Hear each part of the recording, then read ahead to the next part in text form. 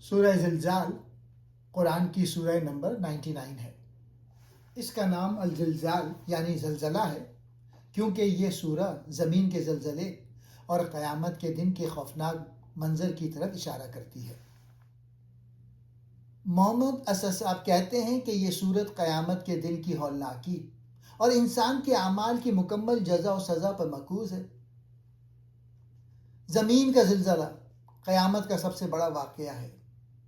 یہ زمین جو ہمیشہ خاموش رہتی ہے، وہ دن آئے گا جب اللہ کے حکم سے وہ بول اٹھے گی، وہ سب کچھ بیان کر دے گی جو انسانوں نے اس پر کیا، ہر قدم، ہر گناہ، ہر نیکی کی گواہی دے گی۔ انسان حیران ہو کر پوچھے گا یہ کیا ہو رہا ہے؟ اسد صاحب لکھتے ہیں کہ یہ زمین کی گواہی ایک علامتی انداز ہے، یعنی اللہ کی قدرت سے ہر چیز گواہ بن جائے گی، انسان کی کوئی بات چھپی نہیں رہے گی۔ قیامت کے دن لوگ الگ الگ گروہوں میں تقسیم ہو کر نکل آئیں گے، جیسے نیک اور بدکار الگ الگ۔ ہر شخص کو اپنے اعمال کا نتیجہ دکھایا جائے گا۔ سب سے اہم بات، ذرہ برابر یعنی بہت چھوٹی سی چھوٹی نیکی یا برائی بھی ضائع نہیں ہوگی، انسان اسے خود دیکھ لے گا۔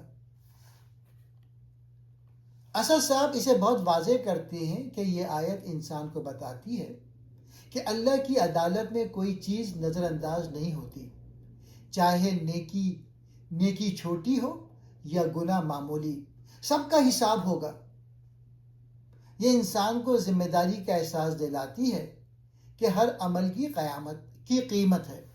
اس سورت کا مرکزی پیغام یہ ہے کہ قیامت کا دن بہت خوفناک ہوگا، زمین خود گواہی دے گی، کوئی عمل چھوٹا نہیں، ذرہ برابر نیکی بھی جنت کی طرف لے جا سکتی ہے اور ذرہ برابر برائی بھی جہنم کی طرف۔ انسان کو اپنے اعمال پر غور کرنا چاہیے کیونکہ سب کچھ سامنے آ جائے گا۔